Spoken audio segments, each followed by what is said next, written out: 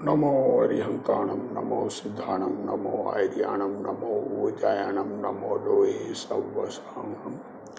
मंगलम भगवान वीरो, मंगलम गौतमो गणी, मंगलम कुंद कुंदार्यो, जैन धर्मोस्तु मंगलम। सर्वमंगल मांगल्यम सर्वकल्याणकारकम, प्रधानम सर्वधर्माणम, जैनम जयतु शासनम। नमो तीर्थनायक ने, नमो ओंकार नाद ने, ओंकार संगर्यो जैने, नमो ते कुंद कुंद ने। अहो उपकार जिनवरनो, कुंदनो ध्वनि दिव्यनो, जिन कुंद ध्वनि आप्या, अहो ते गुरु कहाननो।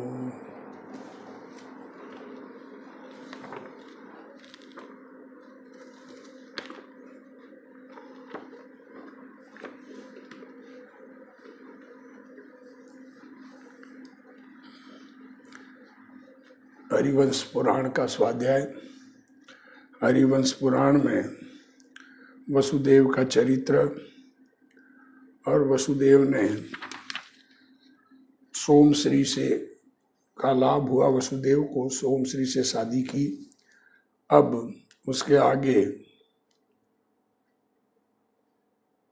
वसुदेव एक दिन बैठे थे और एक व्यक्ति विद्या साध रहे थे वसुदेव। तो उस समय एक मांस पक्ष राक्षस आ गया, तो उससे लड़ाई की और उसने जीवन दान मांगा, तो उसे जीवता छोड़ नगर में न आवे। उसको कह दिया तू नगर में नहीं आना, यहीं रहा। वह तो क्रूर देशांतर गया। प्रभात भई लोगों ने जानी, वह दुराचारी इन्होंने मारा। सुबह हुई तो वो दुराचारी था, नगर जनों को तकलीफ दे रहा था, तो कहा इन्होंने मारा, ऐसा कहा। तब कुमार को रथ चढ़ाए नगर में लाए, लोगों ने स्तुति करी। इनका पुरुषार्थ पृथ्वी विषय प्रसिद्ध भया। वहाँ 500 कन्या रूपवती, लावण्यवती, कुलवंती, शीलवंती पढ़नी, और वहाँ ही तिष्ठे। लो देखो, एक दो नहीं 500 कन्याओं से शादी की वसुदेव ने। अब क्या बहुत बहु प्रति पत्नी प्रथा, तो अब उस समय जो भी परिस्थितियां रही, उस समय बड़े बड़े राजा रखते थे ऐसी ही पत्नियां, और उन सबको संभालते भी थे, ये बात भी है। लोगों ने पूछा यह नर मांस का आहारी दुष्ट मानस कैसे भया? तब वृद्ध लोगों ने कहा कलिंग देश के विषय कांचनपुर नगर, ये मांसाहारी कैसे भया? वहां राजा जीत शत्रु, जिसके देश विषय अखंड आज्ञा और प्रजा का पालक, जिसके राज्य में जीव मात्र ही की हिंसा न होवे।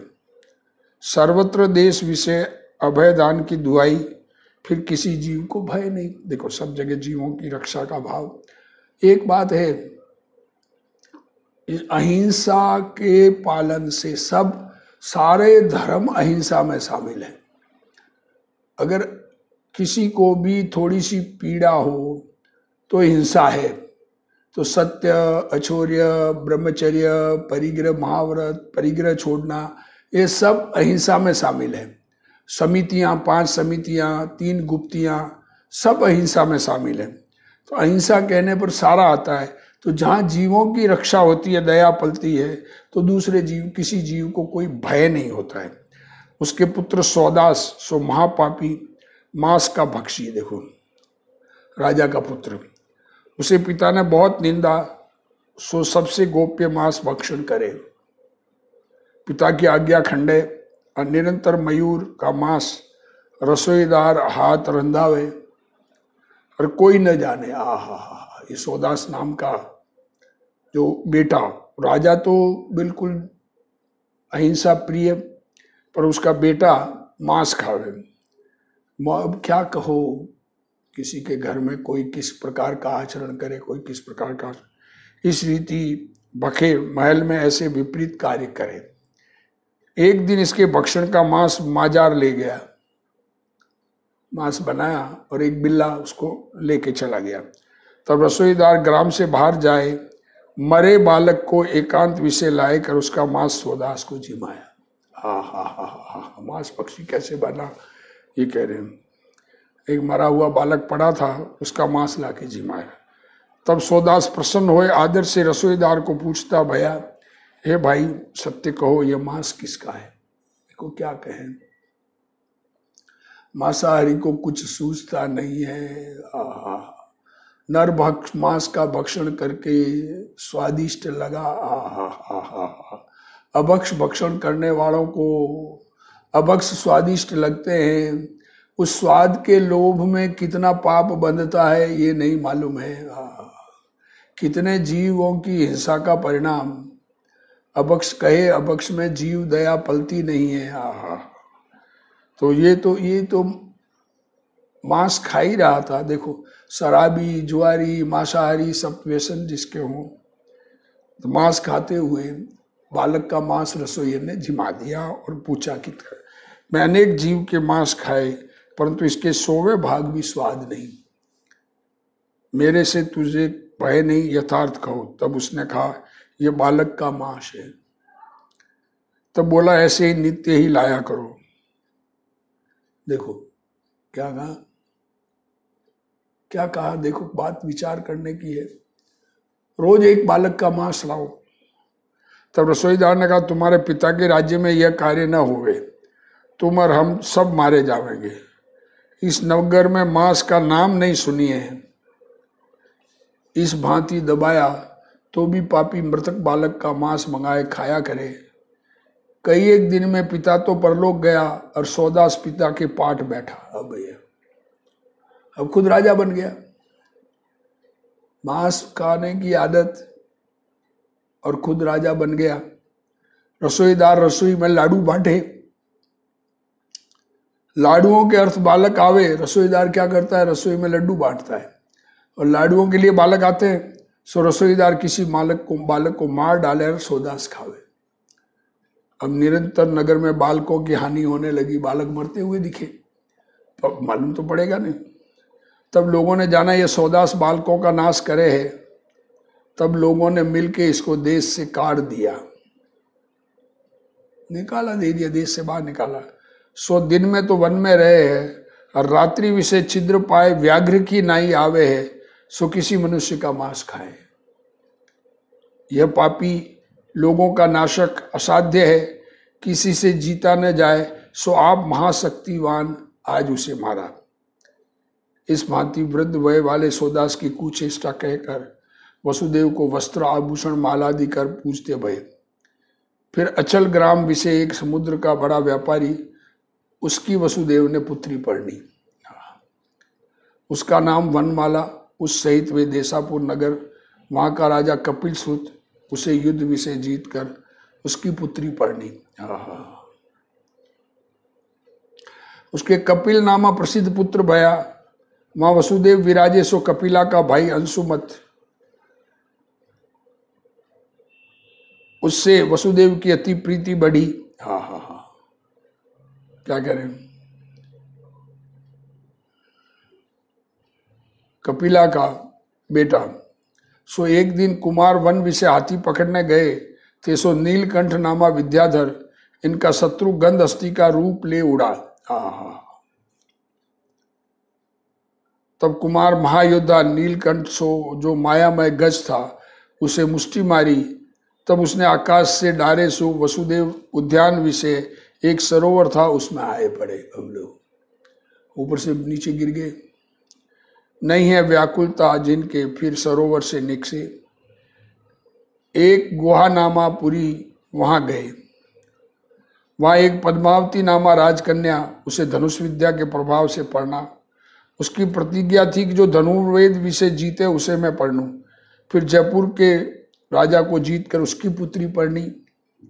फिर कपिला का भाई आपका साला अश्रुमत, उस सहित भद्रलपुर नामा नगर गए। वहां राजा पांडु, उसकी पुत्री चारहो हासिनी, सो दिव्य औषध के प्रभाव कर पुरुष का वेश धरे रहे। सो वसुदेव ने इसका वृतांत जान पढ़नी। और लड़की पुरुष का वेश धारण करके रहती थी, तो पुरुष वेश वाला को पहचान लिया वसुदेव ने, फिर उसके साथ शादी की। उसके सपोद्र नामा पुत्र भया। एक रात्रि विषय चारु हासिनी सहित आप पौड़े थे। सो रात्रि विषय हंस का रूप धर अंगाकृक विद्याधर ले उड़ा। तब उससे युद्ध किया। ओ हो क्या कहे, उससे विद्याधर फिर लेके उड़ गया। तब उसने आकाश से डारे। सो नमोकार मंत्र स्मरण करते गंगा विषय पड़े। सो प्रातः ही गंगा से निकस ईलावर्धन नामा नगर गए। वहां एक महाजन की हाट बैठे। सो महाजन ने भला आसन बिछा दिया। आप क्षण मात्र देखो पुण्य पाप का उदय कैसे, लेके उड़े, गिरे तो वहां पर भी लाभ ही मिल रहा है। सेठ के यहाँ गए तो सेठ ने आसन बिछा दिया। आप क्षण मात्र बैठे सो सेठ की दुकान धन से भर गई, सेल बढ़ गई। तब सेठ ने जाना यह पुण्याधिकारी पुरुष है, सो घर ले जाकर अपनी रत्नावती पुत्री परणावता भया। कुमार उससे दिव्य भोग भोगता तिष्ठ है। देखो क्या क्या कहाँ कहाँ क्या क्या शादियां हुई वसुदेव की। एक दिन महापुर नामा नगर, वहाँ इंद्र ध्वज पूजा देखने को गया। सो नगर के बाहर अनेक महल देखे। सो किसी ने पूछी इतने मंदिर किस वास्ते बनाए। तब उसने कहा राजा सोमदत्त ने कन्या के स्वयंवर विषय अनेक राजाओं के रहने के लिए बनाए। सो कन्या तो एक कारण पाए आर्या भई, सब राजा उठ गए। ये वार्ता सुन वसुदेव कन्या के वैराग्य की प्रशंसा करते भय और कहते भय धन्य है वह स्त्री पुरुष जे बाल ब्रह्मचर्य धारे है। क्या करें, खुद इतनी शादियां कर रहे हैं और धन्यता बाल ब्रह्मचारी की। देखो धर्मात्मा को परिणाम जिस प्रकार के भी आए, पर अंदर भावना तो निर्ग्रंथ बन के मुक्ति मार्ग में चलने की होती है। और धन्य है ये जिन शासन जिसका अनंत जीव तरे और तनंत तिरेंगे। इस भांति वीतरा के मार्ग की प्रशंसा करते इंद्रध्वज पूजा देखते तिष्ठे थे। जिस समय राजा की रानी इंद्रध्वज की पूजा देखने आई तो तत्काल दर्शन कर घर गई। उसी समय माता हाथी बंधन का थंब उखाड़ साक्षात मृत्यु का स्वरूप मनुष्यों को मारता आया। लो सो अनेक लोग मारे गए। उसका मल्हा कोलाहल शब्द भया, सो 10 दिशा शब्द रूप हो गई। वह माता हाथी शीघ्र आया, सो स्त्रियों के समूह भागे। एक कन्या भय कर पृथ्वी पर गिर पड़ी और वसुदेव कुमार गज के सम्मुख जाए, गज से युद्ध कर उसे निर्मत किया। और सब लोगों की रक्षा करी। यदुपति ने गजपति से क्रीड़ा करी, सो सब लोगों ने देखी। हाथी की ओर अति खेत खिन्न निर्बल कर छोड़ा और आप वह कन्या मूर्छित पड़ी थी, उसे धैर्य बंधाए उठाई। सो वह सुंदर पुरुष को देखती भई ऐसा रूपवान इस पृथ्वी में नहीं। तब वह लंबे लंबे श्वास खींचती, अश्रुपात कर व्याकुल है लोचन जिसके, सो लज्जा कर नम्रीभूत भई। आहा कुमार का कर ग्रहण करती भई। आहा वो कैसा है इनका कर, सुखदायक है स्पर्श जिसका। कुमार तो अपने स्थानक गए और कन्या को धाय और सहेली अंतपुर ले गई। और कुबेर दत्त के घर कुमार आभूषण पहनते थे, जिनके निकट राजा की द्वारपालिनी आई और कहती भई हे देव, एक राजा सोमदत्त, उसकी रानी पूर्णचंद्रा, उसके पुत्र भूरिश्रवा और पुत्री सोमश्री। सो सोमश्री के स्वयंवर के अर्थ अनेक राजा बुलाए हैं। क्या कहा सोमश्री। और सोमश्री भ्रातृ विषय मंदिर में तिष्ठी थी। सो आकाश विषय देवों का गमन देख जातिस्मरण भई और प्रेम की भरी मूर्छित हो गई। ऐसा भी होता है, पूर्व जन्म याद आ जाए। जाति स्मरण में इस पूर्व जन्म का ज्ञान, ये मति श्रुति ज्ञान का ही स्मृति रूप भेद है। और पूर्व जन्म की समझ आदमी आ जाती है, ज्ञान हो जाता है, उसमें क्या क्या किया, कौन कौन कहाँ जाएगा, ये सुनाया हो।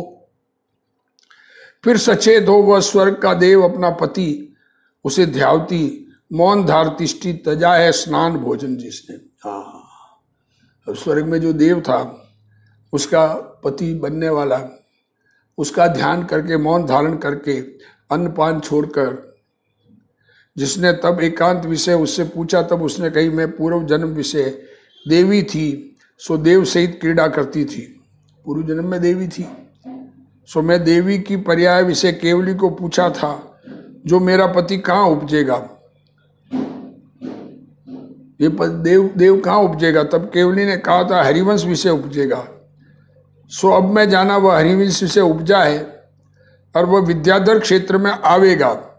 इस विद्याधर क्षेत्र में आएगा। सो हाथी के जीतने कर प्रसिद्ध होवेगा। सो अब आपका आगम सब ने जाना। हाथी से रक्षा करेगा और हाथी की रक्षा लड़ाई करके वो प्रसिद्धि को प्राप्त करेगा। वह सोमश्री तुम्हारे पूर्व भव की देवी, इस भव विषय भी तुमको बड़ा अच्छा है। यह वार्ता द्वारपालिनी ने कही जो आपके हाथी के जीतने का वृत्तांत में राजा से कहा, सो राजा ने मुझे भेजा है। हे सौम्य चंद्रवदन, तुम सोमश्री से विवाह करो। यह वार्ता सुन अंधक वृष्टि का पुत्र वसुदेव प्रसन्न भया और सोमश्री को परणी। वह राजा सौम्यदत्त की पुत्री महारूपवान, दोनों ही सुगंध शरीर और महाभाग, सो परस्पर मुखारविंद का मकरकंद पीवते सुख से काल व्यतीत करते हुए। देखो क्या कह रहे, पुण्यवान को जहां जाए वहां शादियां होवे, खाने की बात, आहार की तो बात दूर रही, और पुण्यहीन को आहार भी नसीब नहीं हो, ऐसी स्थिति हो जाती है। ये पूर्व का जिन धर्म की आराधना से ऐसा पुण्य बंधा, आराधना के काल में राग से जिन धर्म को सुना, भगवान की वाणी सुनी, स्वरूप एकाग्रता प्राप्त हुई, स्वरूप का अनुभव हुआ, पर एकाग्र नहीं होके जो राग बचा, उस बचे राग से ऐसा पुण्य बनता है। एक समय रात्रि विषय सोमश्री वसुदेव के भुजरूप पंजर विषय शयन करती थी। सो एक विद्याधर सोमश्री को पति के समीप से ले उड़ा। लो, और शत्रु ने अपनी बहन सोमश्री का रूप कर वहां राखी। क्या करें, सोमश्री को लेके चला गया और शत्रु ने सोमश्री का रूप करके वहां रखी। वसुदेव जागे, सोमश्री न देखी, तब व्याकुल हुए शब्द किया, हे सोमश्री तू कहाँ है? तब वह सोमश्री का रूप धारिणी शत्रु की बहन बेगवती बोली। क्या किस किस प्रकार की स्थिति होती है। यह मैं आपकी अनुचरी हूँ, आपके हुजूर ही हूँ। वसुदेव ने वेगवती ऐसी देखी मानो साक्षात सोमश्री ही है। तब वसुदेव बोले, हे प्रिय तू बाहर क्यों गई?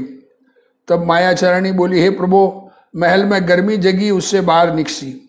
ऐसे बोली मानो सोमश्री ही है। वह पापिनी रूप परावर्तिनी विद्याधर सोमश्री समान पति को अनुराग कर रमावती भई। यह कन्या थी, सो कन्या के भाव को तज कर सोमश्री समान चातुर्यता से महास्वामी को सेवती भई। जो निरंतर भोग भोगे, पति को शयन कराए, आप शयन करे, और पति से पहले आप जागे और पति के पांव पलौटे। एक दिन वसुदेव किसी प्रकार पहले जागे, सो सोमश्री का रूप न देखा, जैसा सोमवती का था वैसा देखा। तब वसुदेव देखो ख्याल में आ गया, दिख ली, शकल दिख गई। तब वसुदेव महाधीर तत्काल उसे जगाया, पूछते भाई तू कौन है? सोमश्री की रीति रहे है, सो प्रयोजन क्या है? सोमश्री की तरह रह रही है, क्या प्रयोजन? तो प्रणाम कर कहती, भाई हे सोमदेव, हे चंद्रवदन, विद्यार्थ गिरी की दक्षिण श्री विषय सुरनाथ नामा नगर, उसका राजा चित्तवेग विद्याधर, उसकी रानी अंगारवली, उसका पुत्र मानस वेग, और मैं वेगवती नामा बेटी। एक दिन राजा चित्तवेग मानस वेग को राज दे पाप के नाश करने का तप करने को वन में गए। मुनि भय, और मेरा भाई मानस वेग, उसने तुम्हारे सोमश्री हरि और अपने नगर ले गया। तुम पीछे वो सोमश्री को ले उड़ा, ये कहा ना। सो वसुदेव के पास से सोमश्री को उड़ा के ले गया। सो वह पतिव्रताशील रूप गढ़ में अखंड रहे हैं। सो मेरे भाई ने मुझे सोमश्री के निकट प्रसन्न करने को भेजी, सो मैं उसे डिगाए न सकी। तब मैं उसकी सखी भई, उसके शील और सत्य कर वश भई। उसने मुझे वृत्तांत कहने को आपके निकट पठाई। सो मैं कुंवारी तो थी, मैं तुम्हारा रूप देख मोहित हो गई, और सोमश्री की न्याय तुम्हारे तुमसे रमी। चित्त की विचित्र गति है। जो तुम मुझे वेगवती जानते तो मुझे न स्पर्शते, सो मैं कुंवारी कन्या तुमको आप ही वरे। मैंने तुमसे शादी कर ली, खुद नहीं। अब तुम मेरे पति, मैं तुम्हारी पत्नी, बड़े कुल की बेटी हूँ और कुंवारी हूँ, तुम निश्चय कर लो। जो तुम सोमश्री के पति, त्यों मेरे पति वश मेरी सखी है। ऐसा कह वेग व्यक्ति नीची होती हो रही, अनुक्रम से सोमश्री के हरने का वरदान कहा।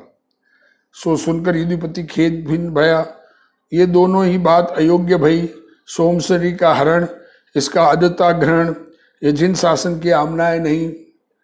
जो भले पुरुष स्त्री को उसकी इच्छा से न ग्रहे, जो उसके माता पिता ज्येष्ठ भ्रातादिक देवे, सो ग्रहे। अब तो जो भई सो भई, वेगवती अपनी प्राचीन रूप धरे पति को रमावे, उस सहित समुद्र विजय का छोटा भाई वसुदेव सुख से रमे, वह पतिव्रता पति की अति सेवा करे।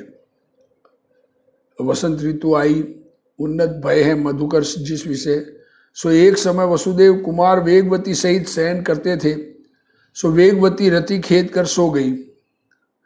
उस समय दुष्ट मानस वेगवती का भाई, जो सोमश्री को हर ले गया था, सो सूते वसुदेव को भी ले उड़ा।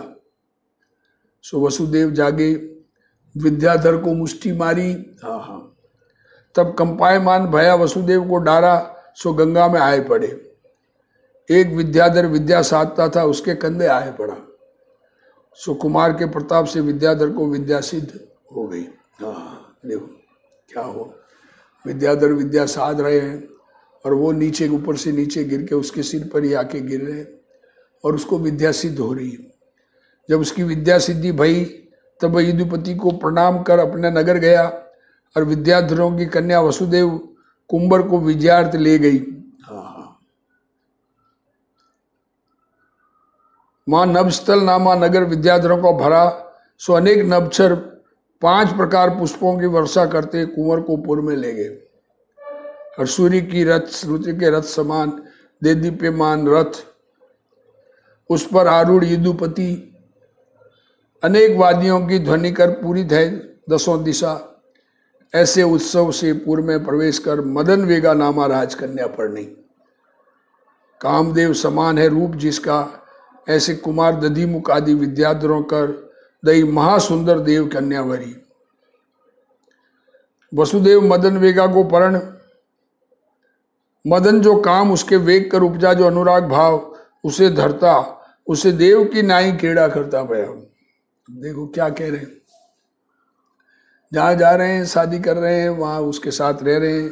अब ये कथा सुन के अंदर में परिणाम क्या आने चाहिए, ये बात है। क्या भोगो ऐसे भोग, ये भोग इन्होंने भोगे, ऐसे भोग दूसरों ने भी अनंत बार भोगे। कैसी है मदन वेगा, सुंदर है सब अंग जिसके। ये वसुदेव जिन धर्म के प्रसाद से देवों समान सुख भोगता भया। एक दिन मदन वेगा से प्रसन्न होएगा, तू वर मांग। तब उसने यह वर मांगा, मेरा पिता शत्रु की बंद में है, छुड़ाओ। इति श्री अरिष्ट नेमि पुराण संग्रह हरिवंशे जिन सेनाचार्य कृति सोम श्री वनमाला कपिला पद्मावती चारुहासिनी रत्नवती सोमश्री वेगवती मदन वेगा ला भवर्ण वनो नाम चतुष्तम तम सर्ग। देखो क्या कह रहे हैं, ये 24वां सर्ग। बहुत कन्याओं से वसुदेव की शादी हुई, बहुत कन्याओं के साथ रहे और एक के साथ रहते हैं, फिर शादी दूसरी जगह जा रहे हैं। अब ये जब घर पहुंचेंगे तब सबको लेके जाएंगे, ये बात बाद की है। अभी तो ये सब अपने अपने घर में रह रही है। एक को छोड़ा दूसरे से शादी की, दूसरे को छोड़ा तीसरे से शादी की। 500 कन्याओं की तो एक साथ शादी की, 500 कन्याओं से। हे मन, देखो अब ये तो सर्ग खत्म हुआ। अब थोड़ी धर्म की वार्ता इसमें कही है पुराण में, एक कोष्टक में जो पढ़े। हे मन, तू नरक से न डरे है। हाँ, क्या कह रहा, अरे जीवों, नरक का डर नहीं है। क्या करें, जगत में संसारी जीव नरक स्वीकार भी नहीं करते। किसने देखे नरक और स्वर्ग, ऐसा कहने वाले मिलेंगे। राग द्वेष करी उपजी जे कर्म कलंक। हमारे अंदर जो राग द्वेष के परिणाम, उससे कर्मों का बंधन, तिनको तप करी नहीं खिपावे है, उनको इच्छा निरोध रूप परिणाम से, स्वरूप में एकाग्रता रूप परिणाम से कर्मों को नष्ट नहीं करता है। बाहर में तपस्या, अनशन, अवमोद्री आदि, स्वाध्याय आदि वो भी होता है, पर अंदर में आत्मा में एकाग्रता रूप संभाव रूप आराधना से कर्म नष्ट होते। अरे ऐते दिन यूं ही वृथा गए, विषय सुख रूप कूप विषय पड़ा, इतने दिनों से विषयों से सुख लेने की बात सोचता हुआ, विषयों में कुछ भोगों में सुख मिल जाएगा, ऐसे परिणाम पूर्वक कुएं में पड़ा, अपने आत्मा को भव पिंजर से निकास। क्या कहें, ये वसुदेव चरित्र में वसुदेव इतने भोगों में लिप्त है ज्ञानी धर्मात्मा, कामदेव है, ये तो मोक्ष भी जाएंगे उसी भव से या अगले भव से, ऐसा होता है सामान्य रूप से। पर देखो आत्मा को भव पिंजर से निकास पाया है, जिन मार्ग विषय बुद्धि का प्रकाश देने, ये जिनेंद्र भगवान का मार्ग ये प्राप्त हुआ है, ये रोशन हुआ है, बहुत मुश्किल से मिलता है। सबसे कम लोग जिन मार्ग को मानने वाले हैं, ऐसी बात मानना बहुत मुश्किल है कि हमारे करने से कुछ नहीं होता, हम किसी परद्रव्य के कर्ता नहीं, भोगता नहीं, परद्रव्य मेरा नहीं, परद्रव्य मैं नहीं, ऐसा परिणाम आना, एकत्व बुद्धि, कर्तव्य बुद्धि, भोक्तृत्व बुद्धि, ममत्व बुद्धि, ऐसा परिणाम आना, एकत्व, ममत्व, कर्तृत्व, भोक्तृत्व, ये चार प्रकार से बुद्धि की बात कर रहे हैं।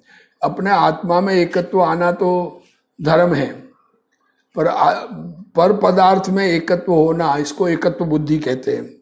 ऐसा अपने बुद्धि जिन मार्ग में छुड़ाई है, तो इस जिन मार्ग में बुद्धि का प्रकाश तुझे मिला, तो अनादि काल का संसार भ्रमण सुख खेद खिन्न भया। अब अनादि के बंदे आत्मा को छुड़ाओ, अब आत्मा को छुड़ाओ, अपने परिणामों को ठीक करो, अपने स्वरूप को समझो, स्वरूप को प्राप्त करो। इसी भावना के साथ आज का स्वाध्याय पूर्ण करते हैं।